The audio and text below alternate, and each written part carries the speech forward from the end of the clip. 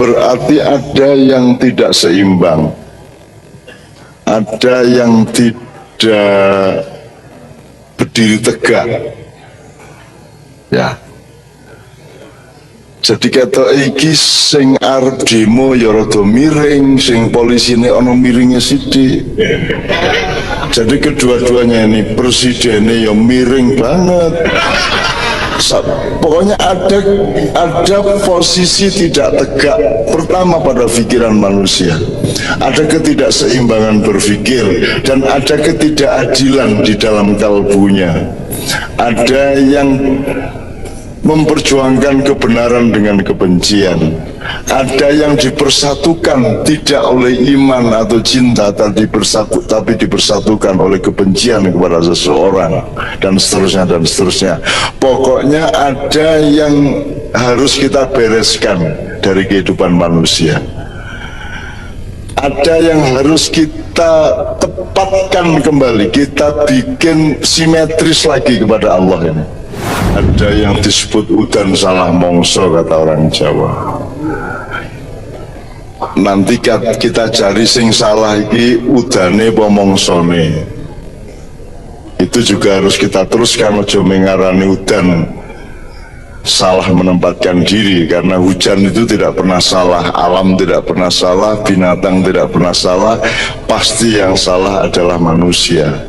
Dan kalau yang disebut kesalahan itu yang membuat Allah, tidak berarti Allah salah, tapi dia sedang memberi cermin kepada manusia apa kira-kira kesalahannya, sehingga Allah merubah alam sesuai dengan perubahan manusia.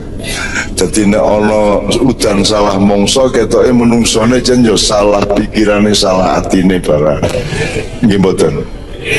Dadi akhirnya kisruh ra karu-karuan, sarwa salah, ngene salah, ngono salah, ngene nesu, ngono nesu, nggih mboten. Ora karu-karuan. Jadi ternyata ada sesuatu yang tidak pada tempatnya, ada sesuatu yang turun tidak pada waktunya, dan seterusnya ya. Jadi kesimpulannya kita lihat satu persatu. Berarti ada yang tidak seimbang, ada yang tidak berdiri tegak, ya. Jadi kata iki sing arep demo ya rada miring, sing polisine ana miringnya sithik. Jadi kedua-duanya ini, presidennya ya miring banget. Pokoknya ada posisi tidak tegak. Pertama pada pikiran manusia, ada ketidakseimbangan berpikir dan ada ketidakadilan di dalam kalbunya.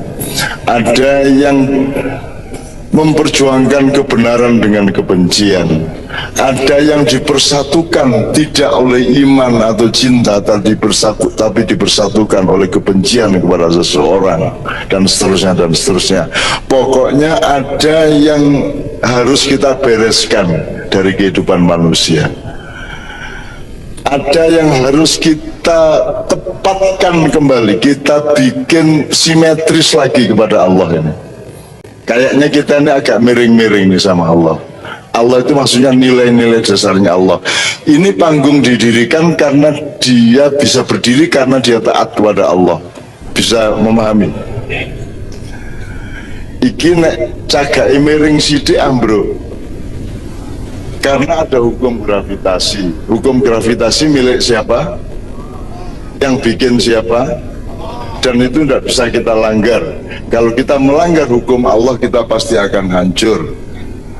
Listrik ini bisa menyala karena taat kepada mekanisme pengelolaan arus positif dan negatif sehingga bisa menjadi cahaya. Di Indonesia positif negatif konslet terus, betul enggak? Gimana? Positif karo positif konslet. Apa meneh negatif karo negatif, ireng karo putih perang terus, padahal jane ireng kira ono. Coba Anda yang orang desain, coba belajar, adakah warna hitam di dalam ilmu warna? Tidak ada warna hitam. Perpaduan semua warna adalah putih. Hitam itu tidak ada, hitam itu bukan warna. Hitam adalah ketika putih dan semua cahaya pecahannya tidak bertemu dengan cahaya, itulah hitam. Tidak ada kebencian sebenarnya di Indonesia. Yang ada adalah cinta yang disakiti. Betul enggak?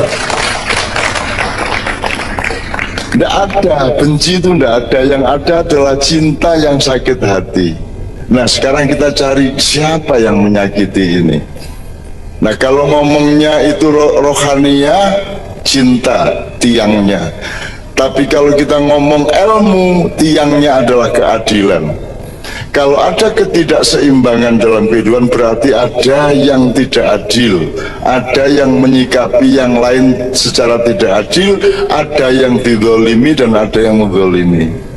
Maka hari ini kita dikasih tiang di depan panggung, ya, dikasih tiang. Untuk apa? Untuk ingat bahwa kita harus jelas ini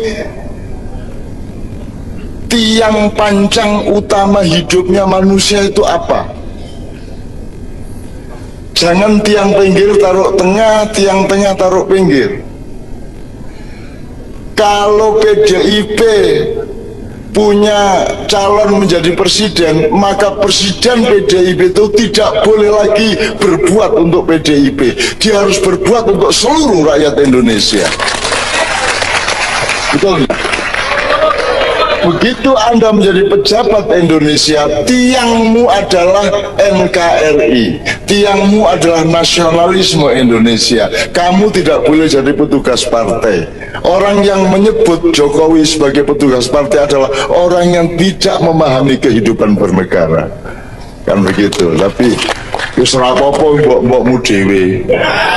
Wis ora masalah. Kepancen ya ora pati mudeng asli meneh. Oke, jadi sekarang gini, Golkar itu kalau PDIP hancur, Golkar seneng apa sedih? PDIP itu kalau Gerindra hancur, seneng apa sedih? Dan semua pihak seneng kalau pihak yang lainnya hancur. Itulah Indonesia sekarang. Betul enggak? Betul enggak? Katanya Indonesia, katanya kalau dalam hadis Nabi namanya kal jasadil wahid yasuddu ba'duhum ba'du. Orang satu negara, orang satu keluarga, satu umat itu seperti satu badan, ya, yang kohesinya tarik menarik satu sama lain dan saling menguatkan satu sama lain. Tangan kanan, tangan kiri bekerja sama, betul enggak? Kalau kaki satu ke depan, ini enggak boleh royokan, ini harus nunggu baru begini. Bayangin kalau royokan iki PDIP iki apa iki? Jadi melayunya kan gini ya, jadi kan gitu. Nah, jadi memedi loh tadi ini kan gitu. Jelas, oke. Lembean ini harus bergantian, betul enggak? Betul, oke. Kalau kaki terantuk batu merasa sakit, siapakah yang berteriak? Pernah kakinya sendiri yang berteriak? Yang berteriak mulutnya. Tapi di Indonesia kaki terinjak apapun mulutnya tidak berteriak, malah nyukur ke, ya ora? Ya ora? Meripate orang nangis, malah seneng yang gitu. Kita di Indonesia tidak menyatu tapi saling menyakiti dan mensyukuri keburukan orang yang lain satu sama lain. Malam hari ini kita sudah diberi tiang oleh Allah. Entah bagaimana takdirnya tadi sehingga tiang ada di sini. Tapi ini berarti pelajaran yang luar biasa. Tiang ini bukan partai. Partai itu, parpol itu tiang di samping-samping. NU Muhammadiyah tiang di samping-samping. Tapi tiang tengahnya adalah nasionalisme negara kesatuan Republik Indonesia. Tapi carane mikir ngono kuwi. Nek kowe iki wis Indonesia, ya Indonesia nomor siji. Dudu kepentingan golonganmu, dudu kepentingan kariermu, dudu kepentingan umatmu. Indonesia nomor satu. Sekarang khusus untuk umat Islam, aku takon. Sebelum, mohon maaf Pak ya, Pak jelasin dulu awalnya. Lebih dulu mana Anda lahir atau Islam lahir? Yang saya tanya bukan di dunia, bukan dalam sejarah, tapi pada dirimu. Itu duluan mana, kamu lahir atau Islam lahir? Sampean sik lahir lagi Islam apa Islam sik lahir lagi sampean? Di dalam urusan dirimu, bukan di dunia. Kalau di dunia Islam sudah lahir. Begitu Allah menciptakan Nur Muhammad, Islam lahir. Yes, gini carane ben kue ngerti wis mau durung ngene. Men saya Pak nilai iki apa kira? Botol berisi air. Oke. Sing ngarani iki botol berisi air iki apamu? Lambemu apa pikiranmu apa?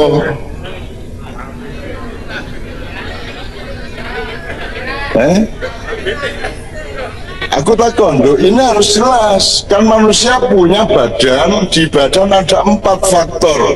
1 syahwat, 2 perut, 3 hati, 4 akal pikiran. Sing ngomong iki botol berisi air iki pikirane, opo atine, opo wetenge, opo ngisore weteng. Pikirane. Pikiran atau akal ini yang membuat manusia, bukan binatang. Yang membuat manusia bukan hewan. Yang membuat manusia bukan makhluk yang lainnya. Ciri utamanya dia punya akal. Sekarang nek kowe ora percaya sing ngomong pikiran iki, kowe goloke kucing apa wedhus, takonono, "Dus iki apa jenenge?" Bisa jawab ora? Apa sebabnya? Dia tidak punya pikiran. Jadi ada tidaknya sesuatu itu karena pikiranmu mengetahuinya, betul enggak? Begitu pikiranmu tidak tahu, dia tidak ada. Benar? Benar enggak? Oke. Kowe waktu bayi lahir ning Boyolali wis ngerti Islam. Jadi urung ana Islam to dalam hidupmu. Engko kowe bribik-bribik mulai iso mlaku, mulai kenal krungu-krungu wong adzan, wong ngaji, mulai diajari sholat, baru mulai kenal Islam, nanti mulai agak remaja baru sadar oh kuwi Islam. Iya tak? Jadi sebenarnya menurut saya rumahmu di dunia ini di mana? Di Islam apa di dunia? Omahmu dunia. Dunia maksudmu bulan apa srengenge apa bumi? Maksudmu bumi iki sing Amerika apa Eropa apa? Maksudmu Indonesia iki Sumbawa apa Papua apa? Boyolali. Oke? Berarti rumah besar NKRI-mu adalah Boyolali. Perda Boyolali tidak berlaku di Sleman. Betul enggak? Maka nasionalisme Indonesia orang Boyolali adalah Kabupaten Boyolali. Itu tugas kekhalifahanmu. Ika aku main kepingin cetol cara berpikir. Oke ya? Nah, Anda khalifah di Banyuwangi. Kok Banyuwangi? Boyolali. Anda khalifah di Boyolali. Terus Islam apa? Islam itu apamu? Agama itu apa maksudnya? Maksudnya ya? Pedoman hidup dikasih oleh Allah melalui Nabi Muhammad lewat Quran. Jadi Islam itu rumah apa tuntunan? Jadi rumahmu Islam apa Indonesia? Anda rumahmu Indonesia, sekiu Boyolali, sekiu apa? Terus pokoknya wilayah lokalnya Boyolali, terus kowe duwe sangu saka Gusti Allah jenenge Islam. Islam itu pedoman, ajaran, tuntunan supaya Boyolali itu bisa kamu uri-uri, supaya mamayu hayuning Boyolali, supaya rahmatan lil Boyolali. Cetak nggih? Jadi dirimu yang utama adalah orang Indonesia, straight Boyolali, betul enggak?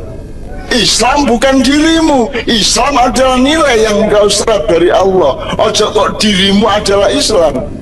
Islam itu kamu serap. Bisa beda lagi? Angel nggih. Lho. Yes, ngene Bu, jajal aku takon. Bu, upama mbiyen jenengan niku agamane duwe Islam, njur kowe mlebu Islam, ngono to? Upamane ya. Aku takon, jane kowe mlebu Islam apa Islam mlebu kowe?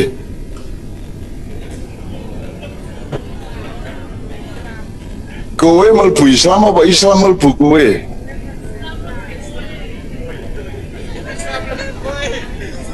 Islam mlebu kowe. Ya, jadi ini tergantung caramu ndelok. Ya ra? Nek kowe masuk menjadi bagian dari masyarakat Islam berarti kowe mlebu Islam. Nek Islam menjadi bagian dari kesadaran dan cintamu, maka Islam masuk kowe. Jadi karo-karone bener. Kayak benek gitu. Dilebokke malah metu. Jadi aku takon iki neng jopo apa neng jero?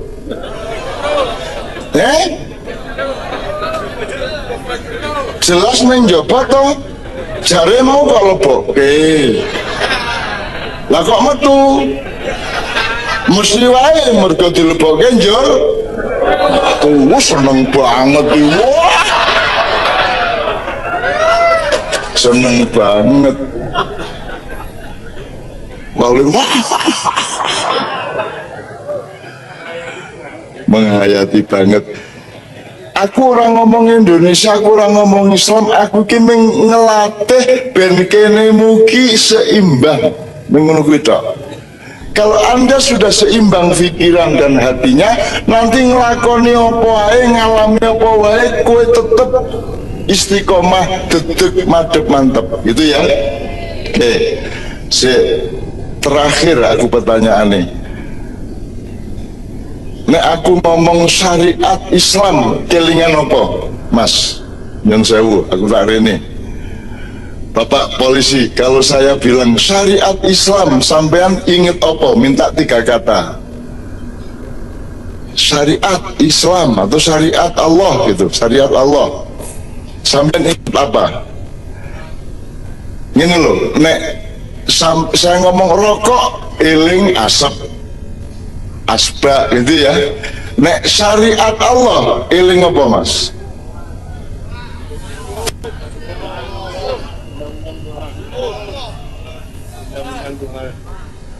Undang-undang lah ya, syariat itu undang-undang. Mosok nek aku ngomong PT terus eling apa ayam, lah ya padha PT karo ayam. Bang syariat apa Bapak? Syariat Allah aku minta 3 kata. Sholat, akhlak, Bapak.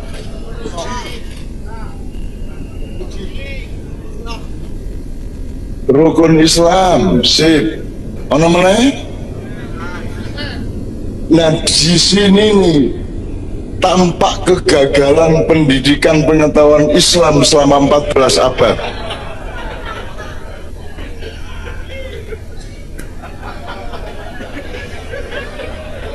Ya apa?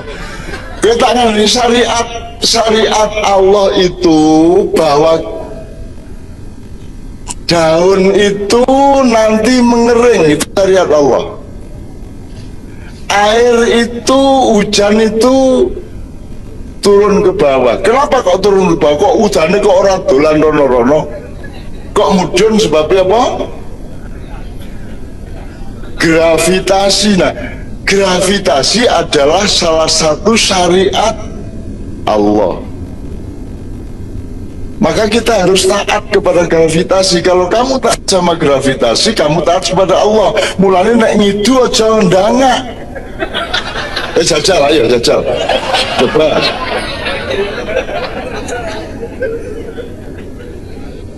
Kecoba banget.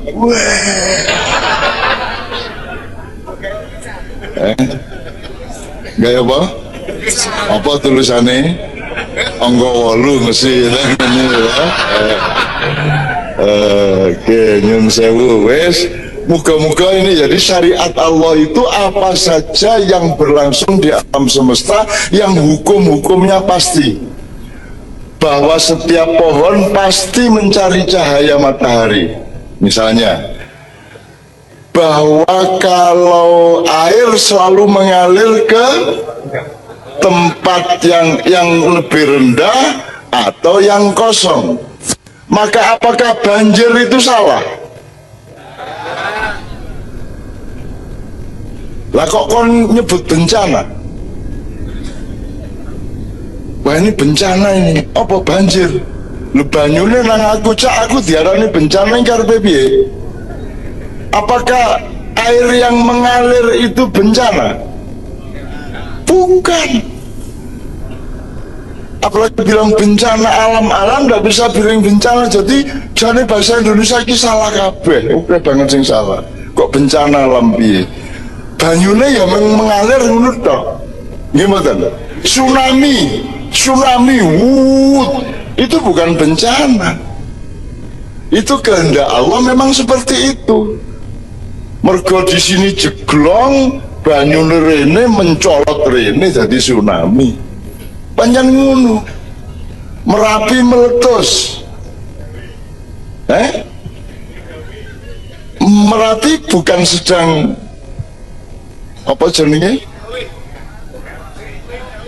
Mbah Marican bilang Merapi duwe gawe, gadah damel, gadah hajat. Ya, ini saya lengkapi sebelum kita awali dengan perkenalan ya, supaya cetok. Jadi aku takon saiki dengan syariat Allah tadi. Sampean lahir di mana? Boyolali ya. Siapa yang mentakdirkanmu lahir di Boyolali dan jadi orang Boyolali? Itu hukumnya apa? Boleh kamu tolak enggak? Bisa kamu tolak enggak? Kue lahir Cenger, mau kue neng Boyolali, ngono kuwi. Bayi nangis ki ngerti sebabnya apa? Gelo kok bapake kuwi kan.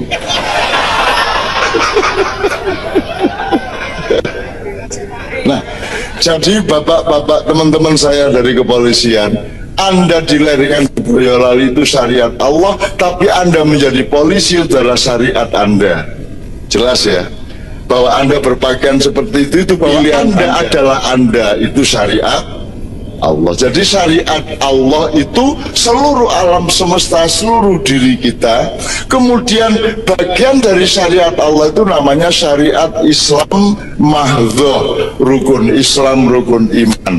Itu bagian kecil saja. Harap diketahui Rasulullah sampai umur 53 belum pernah sholat. Karena sholat itu diwajibkan oleh Allah, diperintahkan pada waktu Isra Mi'raj. Ketika itu beliau umur 53 nggih Pak Yai nggih. Umur saya ketelu nggih. Nggih. Jadi saiki sing kowe umure 20 berarti 53 kurangi 20 piro? 28. Jadi kowe entuk ora sembayang 28 tahun. ngenteni nganti umur 53 mudhara kowe ya. Oke ya. Oke. Jadi tolong, mana yang syariat Allah itu wajib. Ayam dijadikan ayam oleh Allah dan dia tidak boleh menjadi burung. Betul enggak? Kowe dadi kowe, trimon ikhlaso nikmatono, rasa pengen dadi sapa-sapa. Kowe ya kowe, kuwi Allah yang berkehendak. Selama kowe taat sama Allah, Allah akan bertanggung jawab memberimu rezeki dan kenikmatan. Ngono ya. Oke. Terakhir, berarti Anda orang Boyolali adalah syariat Allah, hukumnya wajib. Berarti Anda orang NKRI itu syariat Allah, Anda tidak bisa menolak karena hukumnya wajib. Maka nasionalisme Indonesia hukumnya wajib. SPW. Ini MUI pusat maupun daerah belum pernah memberi fatwa seperti ini karena mereka tidak ingat nasionalisme. Ketoke lo ya. Bener lagi mau. Oke, jadi sekarang kita mau ngomong 4 November, 2 Desember, mau ngomong masjid, mau ngomong sholat Jumat, mau ngomong apa saja, tetap rumahmu adalah NKRI. Dan Anda harus menjaga ketenangan NKRI, menjaga ketenangan Boyolali, kerukunan Boyolali. Salah satu metode supaya rukun dan tentram adalah tepo. Itu salah satu cara saja. Nanti baru kita cari tepo silologi, sopo karo sopo, piye carane, asal usulnya piye, nanti kita cari bersama-sama. Tapi pokoknya sekarang akan saya minta kepada Bapak Wakil Bupati untuk memperkenalkan bapak-bapak yang hadir di sini, ya, yang mengajari saya makan beling, makan silet, ya, mengajari saya untuk masuk sumur 10 menit, mengajari saya enggak pokoknya. Itu. Saya kira sampean juga bisa makan pisau, makan apa gitu. Oke, Bapak, ada yang tanya sesuatu sebelum Kiai Kanjeng persembahkan lagu untuk beliau? Ada? Nah, ini Indonesia sedang mengalami seperti ibu mau melahirkan itu kontraksi, tegangan. Iki bukaan papat saiki. Kira-kira ngono ya. Nah, maka di Boyolali kita kasih tiang pancang NKRI. Apapun yang terjadi kita harus tetap satu sebagai rakyat Indonesia, ya. Yang terjadi di Jakarta seperti Anda tahu itu adalah kemarahan umat Islam, kemudian yang bergerak itu sebagian kira-kira 3% dari umat Islam di Jakarta untuk menuntut seseorang agar diproses hukum. Dan saya mendapat informasi 3 hari yang lalu dari Kapolri bahwa SP21 untuk memperkarakan Gubernur DKI Jaya itu akan dikeluarkan pada hari Selasa lusa. Tapi kemudian karena kita dorong-dorong dipercepat menjadi kemarin sudah ada SP21 dan dijanjikan maksimal 10 hari dari kemarin itu sudah akan ada gelar pengadilan kepada yang bersangkutan. Tetapi ini tidak melegakan orang-orang yang ingin memenjarakannya, ya. Kemudian dibalik ketegangan menuju 2 Desember, letak ketegangannya adalah pada perbedaan pendapat bahwa teman-teman itu akan sholat Jumat di Jalan Protokol, Jalan Tamrin dan Sudirman. Sementara pihak Kapolri dan kepolisian mengatakan kalau diperkenankan sholat Jumat beribadah itu di jalan protokol, dia akan menjadi jurisprudensi, akan menjadi presiden di mana siapa saja rakyat Indonesia anytime, kapanpun boleh juga melakukan kebaktian yang sama di jalan protokol. Jadi di Solo boleh, Boyolali boleh, bahkan setiap orang boleh sholat di jalan raya. Satu orang saja sholat di jalan raya di sini akan macet. Nggak usah 10.000 orang, satu orang aja sembahyang zuhur di awan jajalan. Ya, itu akan merepotkan bapak-bapak polisi. Masalahnya bukan boleh apa tidak sholat di jalan raya, ya, tidak di situ letaknya. Kalau soal sholat dimanapun boleh, dhuwur wit kelopo entuk, dhuwur wuwung entuk, ning kali entuk, di hutan, di kebun, di sawah boleh melakukan sholat, karena setiap jengkal bumi adalah milik Allah SWT. Syaratnya cuma satu, najis apa tidak tempat itu, kan gitu kan. Jadi masalahnya bukan fikih, masalahnya adalah kalau kamu melakukan sesuatu itu manfaat atau menimbulkan mudarat bagi kiri kananmu, betul tidak? Misalnya ono wong loro untu, kue main gitar bengok-bengok, entuk main gitar ki halal, bengok-bengok ki yo halal, ning ono tonggomu loro untu, itu yang namanya norma. Maka Anda harus bertepos liro, ojo banter-banter lemu nyanyi, nggondak kue dibalang waktu karo tonggomu sing lagi. Kuwi nek ning kuwi tok jebul tanggamu kiwane meneh utange ra iso bayar-bayar.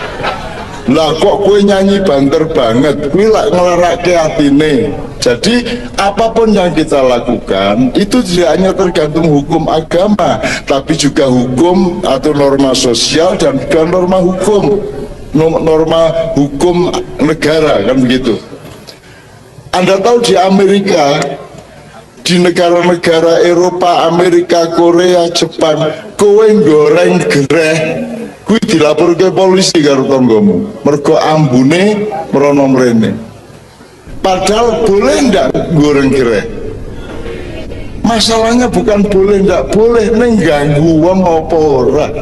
Nah, perdebatan macam-macam terjadi, ketegangan sampai Pak Syafi'i Ma'arif, sampai Gus Mus, sampai dibully macam-macam, sampai ono yang mengatakan ngene ngono, sehingga terjadi tegangan yang luar biasa beberapa hari sampai tadi sore.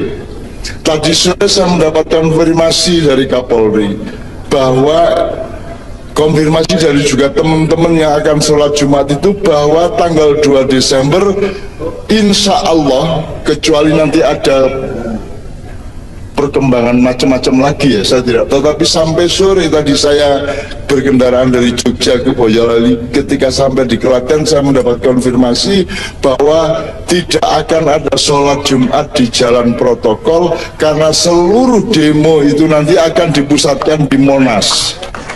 Ya, ini saya sudah kasih token kepada Bapak Kapolres. Tetapi teman-teman sekalian, ada banyak hal di belakang ini semua yang membuat ketegangannya tidak berhenti. Saya kasih contoh, tidak hanya aspirasi-aspirasi yang meskipun tidak resmi, ada 5. 1. Penjarakan Ahok. 2. Turunkan Jokowi JK. Nomor 3, sidang istimewa MPR. Nomor 4, kembalikan UUD 45 ke aslinya. Yang nomor 5, mendirikan pemerintahan sementara. Ini yang membuat kepolisian sangat hati-hati dan sangat menjaga. Ya, apakah yang 5 ini akan jadi paket besok tanggal 2 Desember? Saya kira tidak juga, tapi ada aspirasi semacam itu, dan jangan dibilang bahwa itu pasti salah, mungkin ada benarnya, meskipun belum tentu cara melakukannya benar. Gini loh, kowe arep pegatan ya arep pegatan ngerasa ngetaki bojomu, upamane ngono ya. Jadi misalnya kembalikan UUD 45 ke aslinya, ini kan sudah diamandemen mulai tahun 2002. Dan sekarang ini ada 171 undang-undang yang bertentangan dengan UUD 45. Dan kita berada di dalam masa yang akan sangat berbahaya di masa yang akan datang kalau kita tidak menegakkan lagi tiang pancang NKRI. Kedaulatan kita jamin dan tidak boleh ada siapapun yang mengganggu kedaulatan, termasuk orang-orang dari luar yang secara liar masuk ke Indonesia, bekerja di sini, sementara bocah-bocah dewe bar di PHK urung untuk penggawean meneh. Betul enggak? Wong kowe kangelan golek penggawean kok malah blang burene, itu juga masalah. Saya tidak mempersoalkan, tidak mengajak Anda mempersoalkan itu. Saya cuma berpesan, salah satu tepo selironya adalah supaya pemerintah Boyolali dengan rakyat tetap kompak, maka tolong di-recheck semua keadaan rakyat di Boyolali. Pastikan tanahmu adalah tanah orang Boyolali. Pastikan bahwa kedaulatanmu adalah kedaulatan Boyolali. Pastikan kerjanya teman-teman semua di Boyolali terjamin satu sama lain.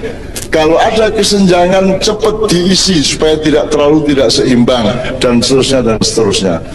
Pak Kapolres, saya mengucapkan ini dalam rangka bersyukur karena sampai saat ini menurut saya Jakarta sudah tidak perlu kita khawatirkan lagi, meskipun masih ada beberapa hal yang seperti itu tadi, dan itu tidak terasa salah. Mungkin benar seperti itu, mungkin saja memang harus ada pemerintahan baru, tapi saya tidak mengatakan bahwa saya akan bikin pemerintahan baru, ya. Mungkin saja memang harus ada yang didandanin di Indonesia ini, harus ada tiang yang ditegakkan kembali. Tidak boleh ada bendera RRC berdiri di Halmahera, di Ternate, dimanapun. Merah putih yang akan kita terus tegakkan. Dan para polisi yang malam hari ini hadir adalah orang-orang yang menjaga utuhnya merah putih di langit cakrawala Indonesia Raya. Saudara-saudara sebangsa dan setanah air,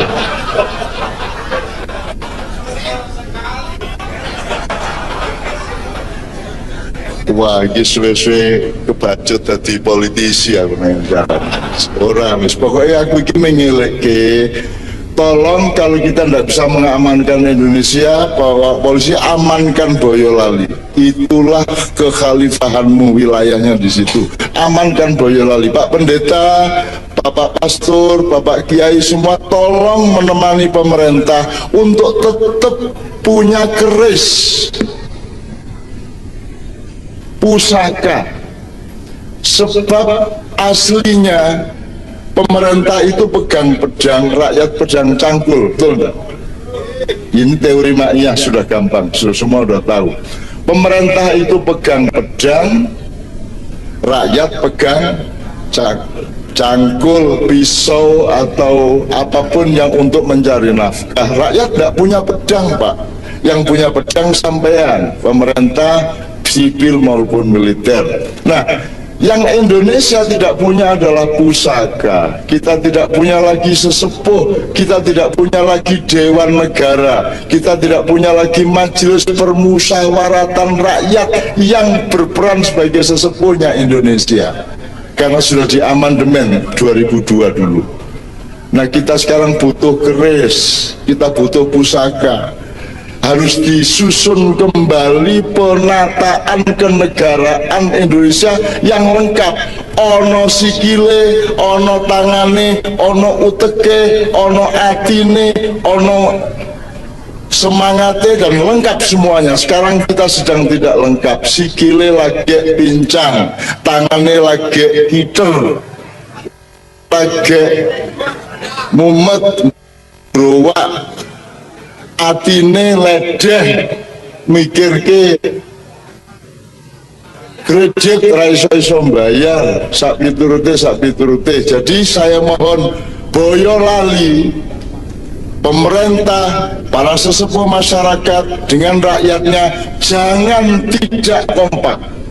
Apapun masalah di sini harus diatasi oleh keris, dimintai tolong oleh pedang-pedang. Dan saya mohon para pedang, yaitu polisi, TNI, pegawai-pegawai negeri. Kalian semua tidak perlu cari duit karena kalian semua dibayar oleh negara, betul enggak? Sing perlu cari duit iki lho pemegang cangkul ini. Sing ora cetha sesuk mangan apa ora, ya ora? Ya ora. Nah, mereka yang pegang cangkul, pedang jangan dipakai untuk mencangkul.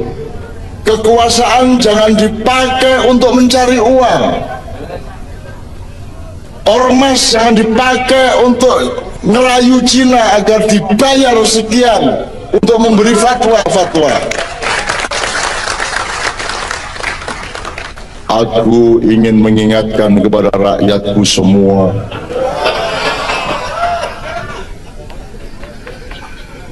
aku ketenangan nih. Gitu Pak Kapolres.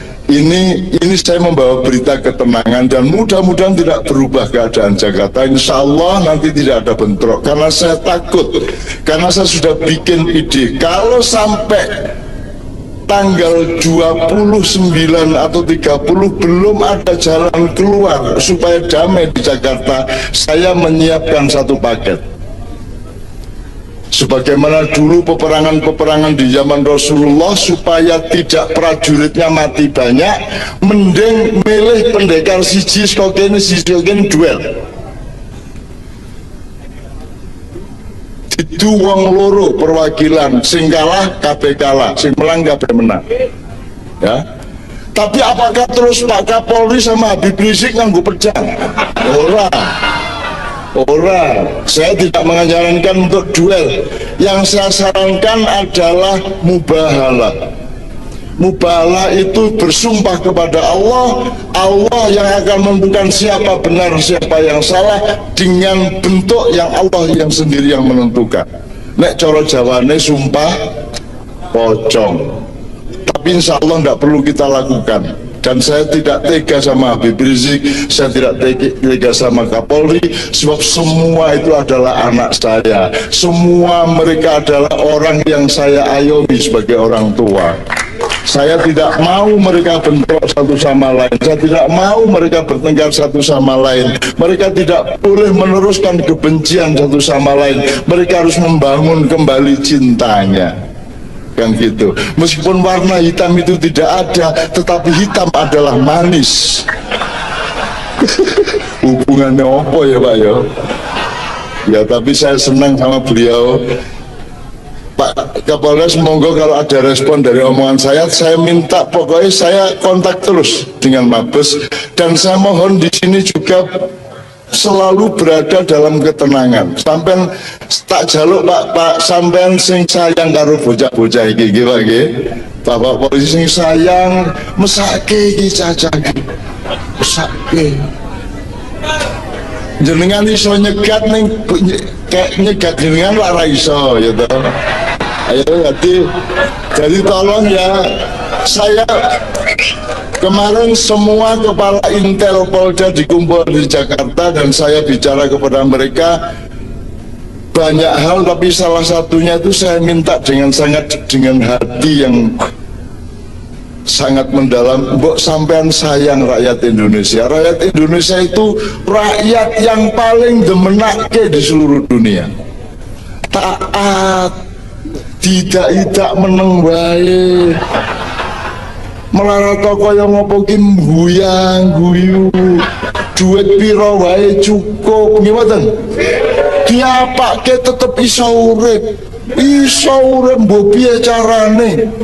Nek sing tua-tua ya sembuh lambung ngamen mbok nggawa payung ngarepe mall, mbok ngopo mbok dodolan apa ning perapatan dalan. Nek sing bocah-bocah iki minum ya keplok-keplok ning mobil liwat kae. Ya, saya minta dengan sangat pemerintah, sipil, militer, mbok ditingkatkan rasa sayangnya kepada rakyat. Ini rakyat ini yang membuat negara Indonesia selamat. Kalau tidak karena kekuatan rakyat yang dahsyat, Indonesia sudah jebol tahun 1998. Tapi Indonesia tidak pernah kolaps. Indonesia tetap negara yang paling banyak senyum rakyatnya. Padahal nasibnya mengko yang ngono kuwi. Ning tetep mesem, sumek, guyu, ndagel bendino. Ada bom tidak takut malah selfie. Kurang B. Jadi Bapak Kapolres, bersyukurlah Anda bertugas di Indonesia, di Pulau Jawa dan di Boyolali. Anda berurusan dengan boyo sing uripe lali bae kan gitu. Kalau ada respon saya persilakan sebelum kita lanjutkan, monggo Pak. Saya yang dari jauh-jauh aja menjaga sini ya. Nah, baik, rasa sayang saya tinggalkan nomor HP saya, tulis 08 22 77 22 1996. Diulang Pak. Catat. 08 22 0822 77 77 22 22 19 1996. 96. Ya betul Pak ya. Ya betul. Oke, bismillah. Lu rumangsamu angger Kapolres gelem buka handphone apa piye? Loh, ini luar biasa, beliau ngasih handphonenya, berarti beliau siap jam piro wae kok SMS, kok WA, kok BBM. Nih dibales dari itu. Gue malah gue kirim gambar sing ora-ora.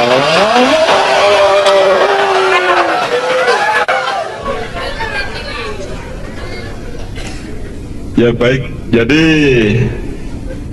kalau ada yang orang bikin jahat di Boyolali, teroris, ibu-ibu lihat, bapak-bapak lihat telepon saya, SMS saya, WA saya, HP selalu aktif. Tapi kalau saya ngantuk tidur juga ya. Senior saya di Pondok Modern Gontor Ponorogo, aku melebu, beliau keluar. Jadi aku kenal beliau ketika saya masih SD dan belum masuk pesantren, tapi saya sudah blusak-blusuk melebu pesantren. Dan supaya Anda tahu bahwa sing blusukan ki ketbian ki ono gitu kan. Saya sudah busuk, saya sudah kiroah di Gontor, di pondok, saya sudah main sepak bola di pondok, dan saya sudah mulang ngaji juga di pondok, tapi ngaji kiroah dan tartil. Jadi saya dulu itu rodo tenanan le dadi kori, dan saya tidak pernah kalah tim sepak bola saya selama di Pondok Modern. Tetapi ada satu hal, Pak Habib iki zaman ning Gontor ki jan gimblah ganteng kuning kayak biar ganteng tenang biar. Jadi aku upama wedok nus tertarik aku. Nah, jadi saya sangat kenal nama Habib Masturi sejak saya umur 11 tahun. Dan alhamdulillah saya dipertemukan dengan beliau sangat sering di Boyolali ini, dan peran beliau dan ketetapan ilmu beliau itu sangat cetha, sangat jelas, dan mudah-mudahan Allah Subhanahu wa taala meninggikan derajat beliau kelak di surga dan melambatkan kepergiannya ke surga. Wis umur 70 ya. Nggih, tak dongake ojo cepet-cepet lah gitu ya. Supaya tidak terjadi ketimpangan, ketidakseimbangan, penindasan dan lain sebagainya, kan gitu. Nek urip ra seimbang mesti miring, mesti ambrol, mesti guling begitu. Nah, ada juga misalnya tepos liro misalnya antara umat Islam dengan umat Kristiani, umat Buddha, Hindu, Konghucu. Itu juga harus kita cari tepos liro piye. Biasanya tema tepos liro antara umat ini kan ono sing ngarani minoritas karo mayoritas. Orang Islam dianggap mayoritas, orang yang non-Islam dianggap minoritas. Padahal ada minoritas kuantitatif, ada minoritas kualitatif. Nyun sewu rada akademis bahasane. Mayoritas kualitatif itu, kuantitatif itu maksudnya mayoritas berdasarkan jumlah orangnya. Kalau kuantitatif berdasarkan kekuatan politik, budaya dan sosialnya. Jadi wong Islam Indonesia ini nek berdasarkan jumlah mayoritas, nek berdasarkan modalnya, jumlah uangnya, akses kekuasaannya, umat Islam minoritas. Umat Islam sangat minoritas. Orang Kristen jauh lebih kuasa, jauh lebih punya modal. Konglomerat di Jakarta itu rata-rata beragama Nasrani dan duitnya oke banget. Ya nek kue dikei kue mesti semaput. Kok tuh kok kayak kerupuk 1 miliar apa 1 triliun kok kerupuk kok gelundungke kan suka Boyolali tekan Merak tekan Arab urung entek kerupuke. Nah, di sini mumpung kita ngomong Teposliro, mohon kita betul-betul hati-hati di dalam hubungan umat ini, antar umat beragama ini. Jangan pernah ada tuduhan bahwa orang Islam akan menjadikan Indonesia menjadi negara Islam. Kan begitu. Wis ojo khawatir. Ojo khawatir, orang mungkin Indonesia jadi negara Islam. Maka jangan juga terus sampean ingin Indonesia jadi negara Kristen. Ya bareng-bareng lah ya. Mbok rasa ngatolike Keraton Yojo, mbok rasa ngatolike Papua, nanti Indonesia Timur Katolik semua, Kristen semua misalnya, Indonesia Barat Islam. Mbok rasa duwe pikiran kaya ngono kuwi. Sebenarnya di Boyolali ndak ada masalah. Yang punya masalah itu wong sing kuasa-kuasa ning Jakarta kae. Duwe rencana macem-macem sing marake wong Indonesia iku nek kleru-kleru breng kabeh. Maka Teposliro ini sangat bagus malam hari ini supaya yang Kristen, yang Islam, yang Buddha, yang Hindu itu betul-betul memikirkan Teposliro satu sama untuk menyeimbangkan kehidupan berbangsa kita. Anda tahu wong Islam ini dielek-elek terus, dikuyok terus ning dunya. Nek ana wong Islam teroris siji wae Pak Habib menyebut beberapa kali namanya Imam Samudra. Tapi nek ana wong Islam dipateni pas sembahyang diobong ning Myanmar wingi kuwi, apa ana sing belani? Apa ana koran-koran sing memuat di halaman 1? Apa ana PBB protes? Apa ana Amerika nesu? Ora ana. Nek wong Islam mati dianggap wajar. Nek wong Islam mateni wong siji wae sing dudu Islam diumumke sak donya. Abu Bakar Basir diwelek-elek sak donya, padahal siapa beliau itu? Mek wong tua. Wong Jombang, tonggoku, kakak kelasku ning Gontor, ya ming jan ngomongnya kaya ngono kuwi ning ora. Tidak seperti yang dituduhkan. Dan sekarang beliau harus dinusuk kambangan. Orang yang membakar gereja dihabisin, tapi orang yang membakar masjid diterima oleh Jokowi di istana. Ngono kita tak teruskan nesu aku. Ning aku ora nesuan, ora iku pokoke ayo lah Teposliro lah bareng-bareng lah. Ora mbok rasa kerengan. Mbok rasa curang dan jangan menikam dari belakang. Saya kurang apa? Saya ini orang Islam dan la ikraha fiddin, tidak boleh ada paksaan dalam ala agama, tidak boleh. Di bidang apapun tidak ada paksaan. Jadi orang Islam berdakwahkan kepada orang Islam sendiri. Ya toh, Kiai NU nang NU, Kiai Muhammadiyah nang Muhammadiyah, Kiai na NTR atau rono rene. Kan begitu. Nah mohon orang Islam jangan diganggu-ganggu juga gitu loh, jangan diganggu-ganggu oleh siapa teman-teman kita yang di luar Islam. Ini kita mohon toleransinya, mohon Teposlironya, karena wong Islam ya ora pengen wong Islam ki aku ini ana sing nesu karo aku metu Islam, aku arep mlebu Katolik, malah oke tak dolekke pendeta sisan kok piye ngono aku. Lho kok ngono cak jawabane? Lho aku iki wong Islam ki oke semene aku ya repot, nek metu siji malah lumayan rada enteng ngono aku. Ngono aku jawabe. dan seterusnya dan seterusnya. Artinya saya itu dari dulu itu berada pada posisi seperti Yai Habib ini, bersama-sama nganti lagune mau kuis din onek-onekke aku karo wong-wong sing alim-alim. Iku piye to Kiai Kanjeng kok membawakan lagu gereja? Orang ono lagu gereja kira ono, lagu masjid ya ora ono. Piye to ya? Lagu iki ya meng nada diluk-luk meng ngono tok. Bisa tinggal sapa wae. Lagu itu cuman alat sama dengan pisau, bisa tinggal ngoncai pelem, bisa tinggal mateni uang, kan begitu. Pisau agamane apa pisau merke NU, wajan merke Muhammadiyah, terus kompor merke MTA, ya ora ono. Jadi lagu itu ndak ada agamanya, itu loh. Ya lagu ya meng lagu. Dinggo misalnya apa wis lagu Arab kosidahan dinggo gereja ya ora apa-apa. Haleluya haleluya Gusti Yesus Bunda Maria.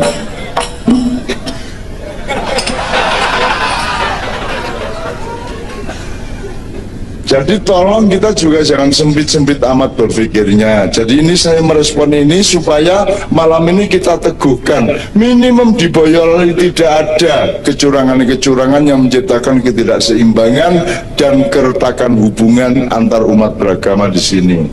Termasuk antara minoritas, termasuk antara Cina karo pribumi. Itu juga harus digoleki ilmune. Kowe kudu ngerti Cina ki sapa? Ana Cina pribumi, ana Cina perantauan. Ana Cina benteng, ana Cina toko. Nek Cina benteng kuwi Cina sing biyen ngewangi para wali mbangun negara, gawe kapal, gawe teknologi. Mereka adalah orang-orang dari daratan Cina yang tinggal di sini dan merasa menjadi orang Indonesia. Mereka adalah Cina-Cina nasionalis. Itu beda dengan Cina-Cina toko. Ora berarti sing toko-toko kayak salah. Beda dengan Cina perantauan. Kalau Cina benteng itu Cina yang hatinya adalah hati Indonesia, yang nasionalismenya adalah Indonesia. Tapi kalau Cina perantauan nasionalismenya adalah Badi. Arep ning Solo monggo, ning Kartosuro monggo, Boyolali monggo, ning Ketapang monggo, sing penting Badi. Perkara dadi wong Indonesia apa ora penting, sing penting Badi. Nah, itu ada Cina seperti itu, ada Cina yang benteng dan pribumi. Cina pribumi juga ada. Nah, saiki mulai didelok-delok kanca-kancamu kuwi. Dan anti Cina ndak boleh, anti Arab ndak boleh, dalam Islam ndak boleh anti Cina, anti Arab, anti wong anti tekek ora entuk. Anti setan ora entuk, anti iblis ora entuk. Nek anti iblis rumangsamu njur arep kok apake? Wong iblis dadi iblis sing ngongkon Gusti Allah, sing nglindungi ya Gusti Allah. Ben kowe iki latihan imanmu dikai iblis. Nek ora ana iblis kepenakan kowe.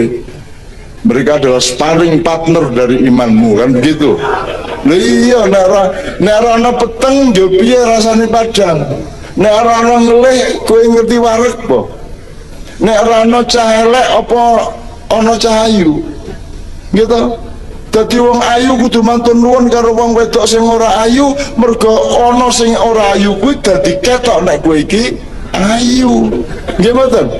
Ngono mulane tepos liro satu sama lain. Ora ana sing ora manfaat. Gitu ya Bapak sekalian ya.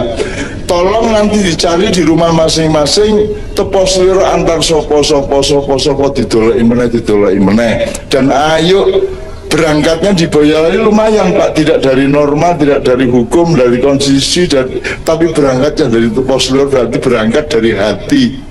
Itu yang paling baik. Pokoknya rapena aku Abu Nawas kayak kelebon omaiki tepos liro singitan deh. Nomor siji ben leluasa nyolong. Apik to gue. Nomor loro tak takoni, Mas Abu sampean kok singidan piye? Ono malah singidan di Serlongan. Lah kula isin ya Cak. Isin piye lah arep apa bocah kuwi? Wong aku ora duwe apa-apa. Itu Abu Nawas. Coba saking tepo slirone karo aku wis ana kamu singitan ya. No, mesake lah mesake wis kadung gangsir wis kadung bobol lawang kok ora ono sing dicolong. Utawa ngene wae, Mas, mboten enten napa-napa kula mombong mangan bapang beto gitu. Gitu ya, oke. Teman sekalian, sekali lagi tepuk tangan untuk Pak Kapolres, untuk teman-teman dari kepolisian. Kelihatannya kepolisian ini makin laris untuk wanita-wanita ya Pak ya. Di mana-mana saya lihat polwan, masya Allah. Area-area ini susah pengen ono cegatan. Jadi Pak, tolong Pak kalau ada operasi kendaraan Pak, tolong yang wanita jajan kayak nyebai Pak, nyebai ya. Gue mesti udah nesu ini, sing wedok wae Pak. Loh nek kalau mereka kan harus memaksa digiring meleboke halaman ngene-ngene. Kalau mereka yang operasi perempuan polwan malah domoro. Mbak, aku operasi Mbak.